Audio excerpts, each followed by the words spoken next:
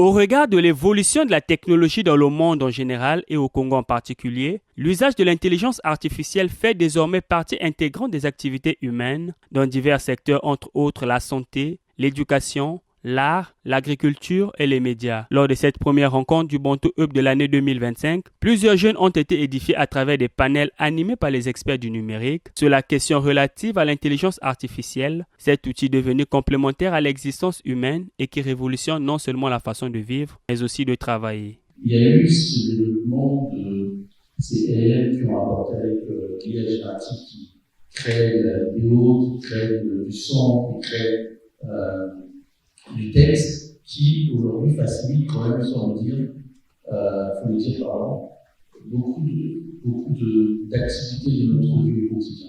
Donc aujourd'hui, il faut considérer l'IA comme vraiment quelque chose d'intrinsèque à l'existence humaine, à l'existence industrielle et tout le reste. C'était une séance de vulgarisation où on a également expliqué quels sont les différents types d'intelligence artificielle, puisqu'il n'y a pas qu'une intelligence artificielle, mais il y a plusieurs types, plusieurs méthodes. Vous avez l'intelligence artificielle générative, par exemple, que la plupart des gens connaissent maintenant avec les chats GPT. À cette rencontre du Bantu Hub, axée sur le thème « L'intelligence artificielle dans notre quotidien, un changement silencieux, un impact majeur », les panélistes ont aussi abordé quelques dangers pouvant compromettre l'avenir de l'homme face à l'intelligence artificielle. L'humain n'aura plus sa place, et donc l'IA pourra elle-même décider de nous écarter, parce qu'on n'aura plus la responsabilité, on n'aura plus la pensée de pouvoir justement réagir ou faire, en fait, être prévenant.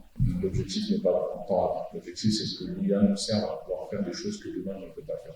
Les participants ont salué cette initiative de rencontre du Bantu Hub qui vient après nommer les enseignants sur l'usage de l'intelligence artificielle et son impact dans le quotidien de l'homme. Je suis très content d'avoir participé à cette conférence parce que ça nous a sensibilisés plus sur l'IA.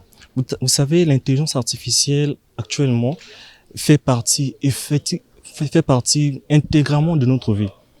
Que tu sois entrepreneur, que tu sois étudiant, l'IA fait partie de notre quotidien. Et donc, nous devons cerner les enjeux. Je vais parler des avantages, des inconvénients que l'IA représente dans notre vie.